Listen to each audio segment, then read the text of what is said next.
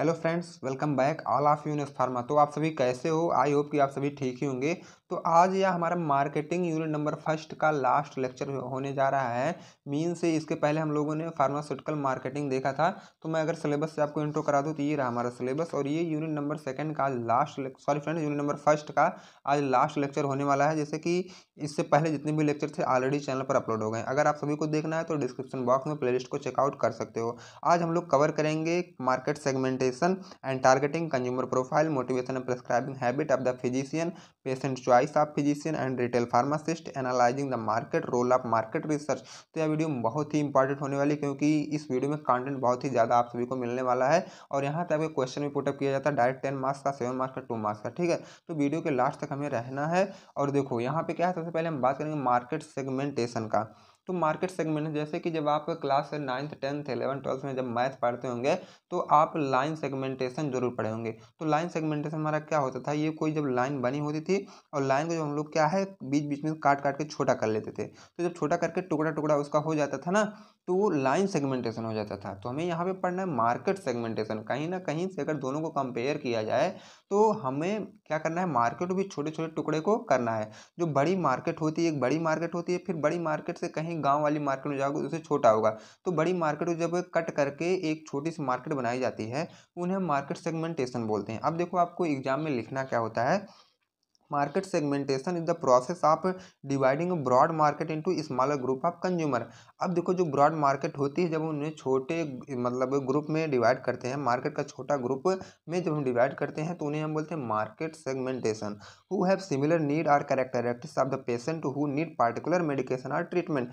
अब देखो जब हम लोग उसे डिवाइड करते हैं, छोटे ग्रुप बना देते हैं, तो उसमें क्या करते हैं, एक सिमिलर पेशेंट को रखते हैं। अब मान लो वह अगर टीबी का पेशेंट है तो टीबी का पेशेंट का एक ग्रुप बना देंगे और उस मार्केट या उस ग्रुप में हम लोग अप्लाई करेंगे केवल टीबी की ही मेडिसिन। तो यह कहीं ना कहीं से एक ग्रुप बना, और मार्केट सेगमेंट भी या इसी को हम लोग बोल सकते हैं, क्योंकि यह बड़े से ग्रुप में से तोड़ के, मतलब बहुत से डिजीज के आदमी वहाँ प्रेजेंट थे, तो हम लोगों ने क्या किया, टीबी वाले को अलग कर दिया और अपना मेडिकेशन फटाफट यहीं पे चला रहे हैं। अगर हम देखो होता है ना, एक व्हाट्सएप ग्रुप होता है, तो व्हाट्सएप ग्रुप कैसे बना है, जैसे आप लोग का भी व्हाट्सएप ग्रुप बना है 8th सेमेस्टर वालों का, और एक फर्स्ट सेम का है, एक 4th सेम का है। तो सभी को अलग अलग मैंने क्यों किया, अगर सभी को एक में कर देते तो ये क्या है, बड़ा मार्केट हो जाता। मतलब बड़ा मार्केट का मतलब ये है कि बड़ा व्हाट्सएप ग्रुप हो जाता। तो सभी का अलग अलग किया तो ये छोटे छोटे हो गए ना। तो यही है मार्केट सेगमेंटेशन, उसी से रिलेटेड कुछ है। तो अलग अलग क्या कह सकते हो, बड़ी मार्केट को छोटा करके हम लोग जब करते हैं तो उन्हीं को हम बोलते हैं मार्केट सेगमेंटेशन।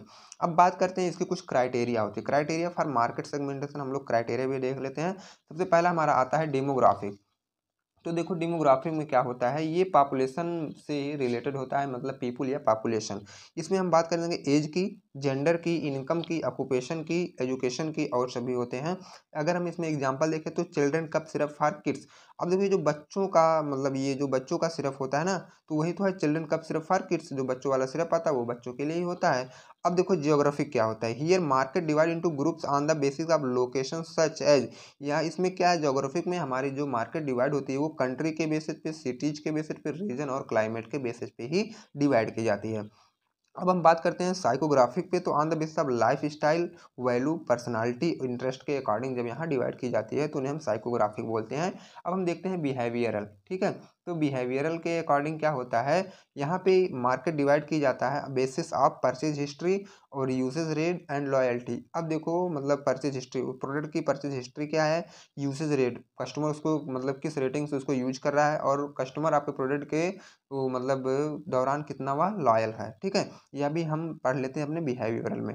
मतलब मार्केट सेगमेंटेशन जो कि आपका 2 मार्क्स का क्वेश्चन था, ये कवर हो चुका है। ठीक है, अब हम देखेंगे इसको, मतलब नेक्स्ट वाली टॉपिक हमारी आती है मार्केट टारगेटिंग। मार्केट टारगेटिंग, अगर आपको मार्केट सेगमेंटेशन समझ में आया होगा तो मार्केट टारगेटिंग कुछ भी नहीं है, बिल्कुल आसान है।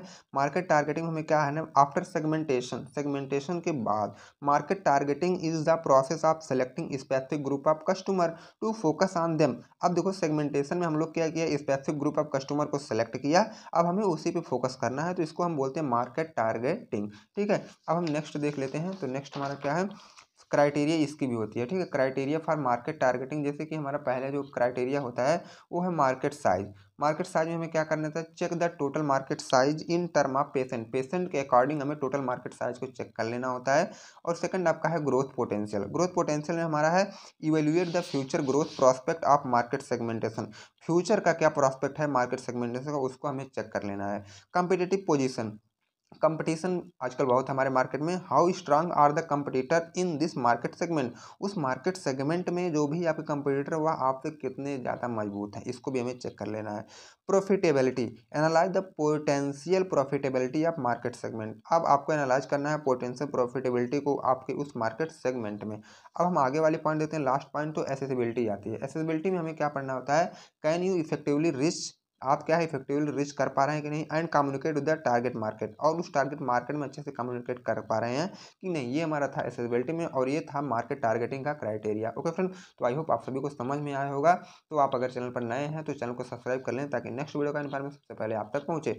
अब देखो हम नेक्स्ट टॉपिक की बात करें तो हमारा आता है कंज्यूमर प्रोफाइल। कंज्यूमर प्रोफाइल मतलब क्या होता है, एक उपभोक्ता की प्रोफाइल कैसे बनती है, तो उपभोक्ता की प्रोफाइल मतलब कस्टमर की प्रोफाइल। तो देखो इसमें क्या है, कंज्यूमर मतलब होता है हमारा कस्टमर, बाकी ये क्या करता है हमारा buy and use the product, customer ही तो हमारे प्रोडक्ट खरीदता है और उसे यूज करता है। प्रोफाइल में क्या है, उसकी डिस्क्रिप्शन, छोटे से मतलब उसकी जानकारी लिखना है, ठीक है। Short description in any buyer, किसी भी बायर का शॉर्ट डिस्क्रिप्शन मतलब उसके बारे में थोड़ा सा लिख देना, 2-4 लाइन। एक कंज्यूमर प्रोफाइल इज समरी या फिर टिपिकल कस्टमर। अब देखो ये क्या है, ये एक समरी होती है। कंज्यूमर प्रोफाइल जो होती है वो किसी कस्टमर का समरी होता है। उसमें क्या है, उसके कैरेक्टरिस्टिक्स, नीड, बिहेवियर सब लिखे होते हैं, ठीक है। अब हम और में देखेंगे और एक डिफिनीशन, तो consumer profile is the process of preparing A short description about the customer और कंज्यूमर। इसमें क्या है, एक शॉर्ट डिस्क्रिप्शन लिखा होता है हमारे कस्टमर या कंज्यूमर का, उसको भी आप कंज्यूमर प्रोफाइल बोल सकते हो। बिल्कुल आसान था कंज्यूमर प्रोफाइल। अब हम नेक्स्ट देखते हैं, आपका सिलेबस में अलग से मेंशन किया गया ये topic, motivation of the physician. अब हम देखते हैं मोटिवेशन ऑफ द फिजिशियन। इस समय मोटिवेशन बहुत ही तेज़ी से चल रहा है, तो मोटिवेशन वर्ड तो सभी को पता होगा, मोटिवेशन कह सकते हो। तो मोटिवेशन लेने से हमें क्या है, हमारे बॉडी में एक अलग से एनर्जी आ जाती है। तो वही motivation habits of the physician, physician की क्या हैबिट होनी चाहिए रिलेटेड टू मोटिवेशन, हम यह भी हमें पढ़ना है। A good motivation decrease the chances of failure, अगर आप एक गुड मोटिवेटर हैं, मतलब अपने पेशेंट को आप कह सकते हो, तो आप फिजिशियन हो मानो, और आपके सामने कोई पेशेंट आया, तो अगर आप उसे मोटिवेट कर रहे हो अच्छे से, तो फेल्योर होने का जो चांस है वह थोड़ा कम हो जाता है। मतलब क्या है, जो उसकी बीमारी है वहीं से वह धीरे धीरे आप उसको हौसला दो, बढ़ावा दो कि आपकी बीमारी जो जल्द ठीक हो जाएगी, तो वह वहीं से धीरे धीरे क्या वो घटने लगता है। And increase the new way of possibility, और उसके अंदर एक अलग ही राह दिखाओ पॉसिबिलिटी, मतलब कि आप जल्द से जल्द ठीक हो जाओगे। ये सब उसे क्या है, बढ़ावा देना है, मोटिवेट करना है, अगर आप एक फिजिशियन हो तो। Sometimes motivation is useful to influence physician prescribing habit. अब इसमें क्या होता है, कुछ समय मतलब ऐसा होता है कि मोटिवेशन जो हमारे लिए यूजफुल हो जाता है, मतलब जैसे जो फिजिशियन जब कोई भी हैबिट उसे प्रेस्क्राइब करता है, तो एक मोटिवेशन के रूप में उसे बताया ताकि वह उसे फॉलो कर सके। Add some time sorry and some time the motivation boost the patient and facilitate the easy and fast recovery of the patient from disease. अब देखो कुछ समय ऐसा होता है कि सभी लोग बोलते हैं कि मैं डॉक्टर के पास गया था, तो डॉक्टर मुझे ऐसी बात बोली कि मैं उससे उसके बाद से ही ठीक हो गया, मुझे दवा लेने की ज़रूरत नहीं पड़ी। तो कहीं न कहीं फिजिशियन जो मतलब डॉक्टर जो है, अपने पेशेंट को मोटिवेट इतना कर दिया कि वह वहीं से थोड़ा-थोड़ा अपने आप को अंदर से फ़ील कर रहा है कि मैं तो अब ठीक हो गया हूँ, ठीक है? तो ये दवा से ज़्यादा आपको उस पेशेंट को भी मोटिवेट करना है, उसको बताना है कि आपकी जो बीमारी बहुत बड़ी नहीं है, बहुत छोटी बीमारी, जल्द से जल्द रिकवर हो जाएगी, बिल्कुल घबराने की ज़रूरत नहीं है। ये सब आपको थोड़ा-सा अपने से बना-बना के बोलना पड़ता है।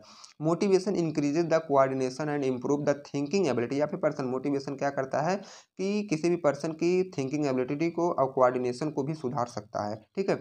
Motivation develop good skill and knowledge and develop more interest in any field, अगर मोटिवेशन जो आपके अंदर डेवलप हो जाए, तो आपकी जो एक स्किल वह भी अच्छी हो सकती है, आपका नॉलेज भी अच्छा हो सकता है, और आप किसी भी एक फील्ड में इंटरेस्टेड भी हो सकते हो।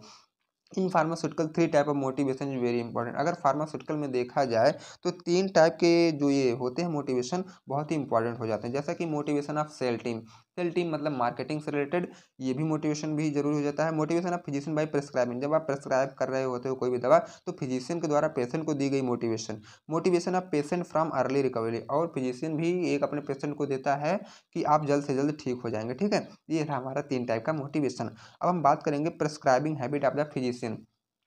ठीक है, यह भी आपको सिलेबस में मेंशन किया गया, आप लोग अपने सिलेबस से मिला के ही पढ़िएगा, क्योंकि ओवर पढ़ने से कोई मतलब है नहीं। ठीक है, prescribing habit of the physician is the indirect customer of any pharmaceutical company. अब देखो, फार्मास्यूटिकल कंपनी से डायरेक्ट कोई मतलब कंज्यूमर या पेशेंट तो दवा नहीं मंगा सकता है ना, तो कहीं ना कहीं उसे फिजिशियन ही मंगाएगा, तो फिजिशियन उसका क्या है, इनडायरेक्ट कस्टमर हुआ, तब वो अपने पास से मंगा के फिर मरीज को वह प्रोवाइड कराता है। Because the medication could not be taken by consumer और पेशेंट, क्योंकि जो ये मेडिसिन है या कोई मेडिकेशन है वो डायरेक्ट कंज्यूमर और पेशेंट के द्वारा नहीं ली जा सकती। ठीक है, he purchase the medication on the recommendation और prescription of any registered medical practitioner. वह कोई भी दवा परचेज करेगा तो रजिस्टर्ड मेडिकल प्रैक्टिशनर के प्रिस्क्रिप्शन या रिकमेंड से ही वह खरीदेगा। Prescribing drugs require appropriate knowledge, skill and professional judgement and they are beneficial to the patient and their health. जब वो दवा जो है उसके लिए बेनिफिशियल रहेगी, पेशेंट के लिए, उसके स्वास्थ्य के लिए अच्छा रहेगा, तभी वह लेगा। ठीक है, और या फिर देखेगा ड्रग की क्या है नॉलेज, उसके मतलब उसको आपको बताना पड़ेगा। ठीक है, ये और जजमेंट वगैरह ये सब तो करना ही पड़ेगा। अब हम देखते हैं लास्ट वाली point, physician choice on the prescription is based on the patient profile and condition of disease. अब देखो, जो ये फिजिशियन प्रिस्क्रिप्शन लिख रहा है तो वो पेशेंट की प्रोफाइल देख के लिखेगा, या तो उस मतलब उस समय उसको कौन सी डिजीज है, डिजीज की कंडीशन को भी देख के वह सजेस्ट करता है। ठीक है, अब हम नेक्स्ट वाले पॉइंट देखते हैं, तो ये फैक्टर क्या क्या होते हैं, इसमें कुछ फैक्टर होते हैं जो हमारे डिपेंड करते हैं। ठीक है, factor considered by a physician while prescribing are. तो सबसे पहले आपको पेशेंट की एज देखनी है, उसके बाद पेशेंट का जेंडर देखना है, और डिजीज कंडीशन देखना है, और इकोनॉमिक क्लास ऑफ पेशेंट भी देखना है, आइडियोसिंक्रेसी भी ध्यान में रखना है, एनी प्री एग्जिस्टिंग डिजीज भी देखना है, और डोजेज फॉर्म भी। इतनी सारी चीज़ें आपको ध्यान में रखना है। ठीक है, अगर आप एक फिजिशियन हैं और दवा को प्रेस्क्राइब कर रहे हैं तो। अब हम देख लेते हैं पेशेंट चॉइस ऑफ फिजिशियन। अब देखो कि पेशेंट चॉइस क्या है, मतलब जो एक पेशेंट है वह फिजिशियन की कैसे चॉइस करता है। तो सबसे पहली बात तो ये, पेशेंट को ट्रस्ट करना चाहिए फिजिशियन पर। पहली बात तो ये है कि आपको उसी पे भरोसा करके जाना चाहिए डॉक्टर के पास कि ये डॉक्टर हमें ठीक कर देंगे। तो पेशेंट वांट्स ए फिजिशियन। अब एक जो पेशेंट हुआ फिजिशियन से क्या चाहता है, मतलब डॉक्टर से क्या चाहता है, लिसन टू देम, उस पेशेंट की बातों को वह डॉक्टर सुने, एक्सप्लेन थिंग्स क्लियरली, जो भी हो उस पर वो क्लियरली उसको एक्सप्लेन कर सके। सो एम्पैथी एंड केयर, उसके प्रति उसको क्या है, मतलब है जो फिजिशियन है वो पेशेंट के प्रति एम्पैथी और केयर भी स्वभाव दिखाना है। Is available when needed. अब देखो, जो पेशेंट है वो मतलब अवेलेबल रहे जब, सॉरी फ्रेंड्स, फिजिशियन अवेलेबल रहे जब पेशेंट को जरूरत हो। ठीक है, अब देखो, अब हम देख लें main definition, the process by which a patient, इसमें क्या बताना है आपको, the process by which a patient select a physician to provide their medical care based on factors such as trust, expertise, communication style and personal reference. अब देखो, एक जो patient होता है वो फिजिशियन कैसे चॉइस करता है, उसकी क्या है, मेडिकल केयर देखता है, और ये सब फैक्टर जैसे उसमें ट्रस्ट है, एक्सपर्टाइज है, कम्युनिकेशन स्टाइल कैसा है, ये सब डॉक्टर का जब वो देखता है तब कहीं ना कहीं जाके उस पर वो मतलब ट्रस्ट करता है। जैसे देखो, कोई जब नए डॉक्टर बैठते हैं तो जल्दी उनकी जो मेडिकल मतलब क्लिनिक होती है तो जल्दी नहीं उतना रन करती है, और जितने भी पुराने डॉक्टर उनकी क्लिनिक क्या है रन करती है, तो कहीं ना कहीं जो पेशेंट होते हैं उनके ऊपर ट्रस्ट बना लेते हैं, इसीलिए तो उनकी क्लिनिक चलती है। जो नए डॉक्टर होते हैं उन्हें थोड़ा समय लगता है वो पेशेंट पर ट्रस्ट बनाने में। ठीक है, अब हम देखते हैं नेक्स्ट पॉइंट। नेक्स्ट पॉइंट हमारा है रिटेल फार्मासिस्ट। ठीक है, तो रिटेल फार्मासिस्ट क्या होते हैं, जैसे जो मेडिकल स्टोर वगैरह खोल लेते हैं उन्हीं को हम बोलते हैं रिटेल फार्मासिस्ट, मतलब जो मेडिकल स्टोर वाले होते हैं। ठीक है, ये retail pharmacist directly sells the medicine to consumer or patient. ये क्या करते हैं रिटेल फार्मासिस्ट, मतलब मेडिकल स्टोर वाले डायरेक्ट अपनी मेडिसिन को कंज्यूमर या पेशेंट तक बेच पाते हैं। The retail pharmacist have important role in dispensing of medication to patient. अब देखो, पेशेंट को मेडिसिन डिस्पेंस करने में ये इंपॉर्टेंट रोल प्ले करते हैं। And have also responsibility to describe in detail about the dosages form. उनकी यह भी रिस्पॉन्सिबिलिटी होती है कि उस जो भी दवा वो प्रेस्क्राइब किए हैं उसकी doses form, frequency, effect, side effect, मतलब एक पर्टिकुलर मेडिसिन का वो उसे बताएं पेशेंट को। He should the increase patient compliances and adherence to medication by proper verbal and written communication. और वह मतलब ये पेशेंट को उसके कंप्लायंस एंड अडेयरेंस के बारे में भी उन्हें बताना होता है प्रॉपर वर्बल और रिटन कम्युनिकेशन में। अब देखो, the retail pharmacist should also manage the type, quality and quantity of medication available in the retail medical store. Retail medical store में कौन सी मतलब ये दवा प्रेजेंट है उसकी टाइप, क्वालिटी, क्वांटिटी भी उन्हें मतलब ये मेंटेन करके रखना पड़ता है। Maintenance of record of sale का record, submission of prescription and requirement of new purchase are also considered by the retail pharmacist. Retail pharmacist के द्वारा और भी चीज़ें कंसिडर की जाती हैं, जैसे कि कितना सेल हुआ है, सबमिशन, प्रिस्क्रिप्शन सबमिशन कितना हुआ है, और रिक्वायर्ड मतलब न्यू परचेज, आपको और भी क्या नई नई दवा रखना चाहिए अपने स्टोर में, इसकी क्या रिक्वायरमेंट है, या भी ये सब रिकॉर्ड को मेंटेन करते हैं। अब इनके मेन फंक्शन की बात करें तो मेन फंक्शन इनका क्या होता है, डिस्पेंसिंग। सबसे पहला क्या है, dispensing of medicine to patient, पहला हो गया। Patient compliances and increase the medication awareness to patient, ये भी हमें क्या है, बढ़ावा देना है इसमें। Good communication, maintenance of sale record को मेंटेन करना है। Purchase and storage of medicine, medicine को परचेज करो और अपने स्टोर में इसको स्टोरेज करो। Collecting information about any ADR, अब देखो जब कोई एडीआर आए तो ये भी इस पे प्रति आपको एक्टिव रहना है, और जैसे कोई भी किसी भी मेडिसिन का एडीआर आता है तो फटाफट आपको क्या करना है, इन्फॉर्मेशन को कलेक्ट करना है और सभी को बता देना है, ठीक है, क्योंकि आप एक फार्मासिस्ट हो और एक पढ़े लिखे फार्मासिस्ट हो। ओके फ्रेंड, अब हम बात करते हैं नेक्स्ट का, एनालाइजिंग द मार्केट। अब देखो मार्केट को कैसे हम एनालाइज करते हैं ये अभी हम पढ़ लेते हैं, इसी में आपको सिलेबस में अलग से मेंशन किया गया है। The study of different variation in market for benefit of sale is called as analysis of market. अब देखो मार्केट में अलग अलग चीज़ें आती रहती हैं हमेशा, तो अलग अलग चीज़ों पर हमें स्टडी करना होता है और उससे क्या लाभ मिलता है, तो यही सब जब हम करते हैं अपने मार्केट के अंदर तो यही होता है एनालाइजिंग ऑफ द मार्केट। अब देखो the variation and the trend of market change with time, type of people, season and type of market. अब देखो ये ऐसा तो है नहीं कि एक प्रोडक्ट आ गया अब वह मार्केट में हमेशा चलेगा, ठीक है, ये नहीं होता है। हर प्रोडक्ट का अपना कुछ समय तक ट्रेंड होता है, जैसे देखो सीजन पे बेस्ड है और टाइप ऑफ मार्केट पर। अगर मैं सीजन की एग्जांपल लूँ तो देखो गर्मियों में डीएनएस वगैरह ज़्यादा बिकते हैं ना, ग्लूकोज की बॉटलें ज़्यादा चढ़ती हैं, तो उसका ये सीजन हो गया। अब अगर मैं थोड़ा सा फार्मेसी साइड की एग्जांपल दूँ तो जैसे देखो एक जैकेट या स्वेटर वगैरह बिकते हैं ठंडी में, और टी शर्ट या हाफ टी शर्ट ज़्यादा बिकता है गर्मी में, तो सीजन पे भी हमारा मार्केट का ट्रेंड डिपेंड करता है। A market analysis is a provide information about industry, customer, competitor and other market variable, ठीक है, ये भी प्रोवाइड करता है इन्फॉर्मेशन इंडस्ट्री के बारे में, कस्टमर के, कंपटीटर के और मार्केट वेरिएबल भी होते हैं उनके बारे में भी यह प्रोवाइड करता है इन्फॉर्मेशन, ठीक है। The deep analysis of market help increase selling product, अगर आप एक एमआर हो और उस मार्केट में जाकर डीप एनालिसिस करते हो तो आपकी सेलिंग प्रोडक्ट भी वहाँ पे इंक्रीज हो सकती है। अब रोल ऑफ मार्केट रिसर्च आपके सिलेबस में यह भी मेंशन किया गया है, इसको भी हम लोग देख लेते हैं। The market research the process of collection all the desired information of any market. तो रिसर्चर क्या होता है, किसी भी चीज़ के बारे में जब वो पूरी जानकारी कलेक्ट करता है उसे आप रिसर्चर बोलते हो यहाँ पे, लेकिन मार्केट रिसर्च क्या है, मार्केट की पूरी जानकारी आपको रखना है, उन्हें हम बोलते हैं मार्केट रिसर्च। जैसे कि regard of sale of product, उस मतलब वह प्रोडक्ट जो आप मार्केट में अपने उतारे हुआ प्रोडक्ट उसकी क्या मतलब पूरा इन्फॉर्मेशन आपको रखना है, ठीक है, कितना ज़्यादा प्रोडक्ट सेल हुआ, क्या कैसे मतलब उसका पैसा कितना आ रहा है, ये सब आपको रखना है, ठीक है। मेन रोल आपका क्या है, help to understand the need of customer and their performance, आपको मतलब कस्टमर की नीड ज़रूरत क्या है और उसकी परफॉर्मेंस क्या है उस प्रोडक्ट की, ये हमें समझना बहुत ज़रूरी हो जाता है। Help to create profile of our customer, अपने कस्टमर की एक प्रोफाइल मेंटेन करना है आपको। क्रिएट मोर इफेक्टिव मार्केटिंग, और एक अच्छी मार्केटिंग आपको क्रिएट करना है।